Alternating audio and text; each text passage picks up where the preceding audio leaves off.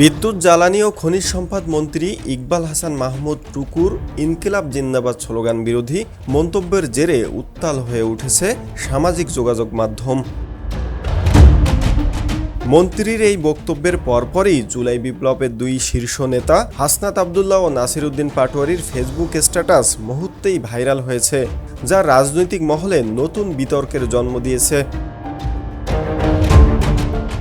শনিবার ২১শে ফেব্রুয়ারি দুপুরে সিরাজগঞ্জ জেলা শিল্পকলা একাডেমি মিলনায়তনে আন্তর্জাতিক মাতৃভাষা দিবসের আলোচনা সভায় মন্ত্রী ইকবাল হাসান মাহমুদ টুকু বলেন, আজকের জেনজি যদি ইনকিলাব বলে তবে আমার রক্তক্ষরণ হয়। বাংলাদেশকে ধারণ করতে হলে ইনকিলাব জিন্দাবাদ চলবে না। এগুলোর সাথে বাংলাদেশের কোনো সম্পর্ক নেই। যারা আমাদের ভাষা কেড়ে নিতে চেয়েছিল এগুলো তাদেরই ভাষা। তিনি আরও যোগ করেন, এই মন্তব্যের কারণে তাকে ভারতের দালাল বলা হলেও তিনি পরোয়া করেন না। মন্ত্রীর এই বক্তব্যের কয়েক ঘন্টা পরেই সন্ধ্যা ৬টা ১৬ নিজের ভেরিফাইড ফেসবুক পেজে মাত্র ২ শব্দের একটি স্ট্যাটাস দেন কুমিল্লা ৪ আসনের নবনির্বাচিত সংসদ সদস্য ও এনসিপির মুখ্য সংগঠক হাসনাত আবদুল্লাহ। ২৪-এর গণঅভ্যুত্থানের অন্যতম এই বীর সেনানী লেখেন, ইনকিলাব জিন্দাবাদ। পোস্টটি দেওয়া মাত্রই ৪ ঘন্টার ব্যবধানে এতে ৬,৫৬,০০০-এর বেশি রিয়াকশন, ৮২,০০০ মন্তব্য এবং ২৩,৫০০ শেয়ার হয়। নেটিজেনরা এটিকে মন্ত্রীর বক্তব্যের সরাসরি রাজনৈতিক জবাব হিসেবে দেখছেন। একই ইস্যুতে সরব হয়েছেন ২৪-এর গণঅভ্যুত্থানের অন্যতম নেতা নাসির উদ্দিন পাটোয়ারিও।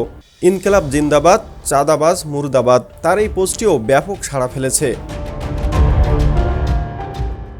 বিশ্লেষকরা বলছেন, ইনকিলাব একটি আরবি শব্দ যার অর্থ বিপ্লব।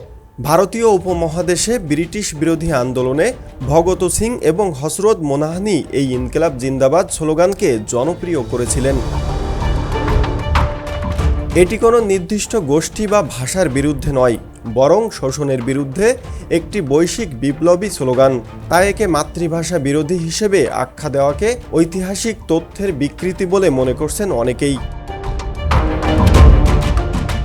২০২৪ সালে ছাত্র জনতার অভ্যুত্থানে ইনকিলাব শব্দটি ফেসিবাদের বিরুদ্ধে লড়াইয়ের প্রধান শক্তি হিসেবে আবির্ভূত হয়েছিল।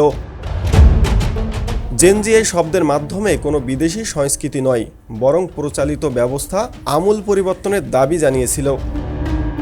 মন্ত্রীর এই স্লোগান বিরোধী বক্তব্যকে সেই অভ্যুত্থানের মূল চেতনাকে অস্বীকার করার শামিল বলে মনে করছেন তারা।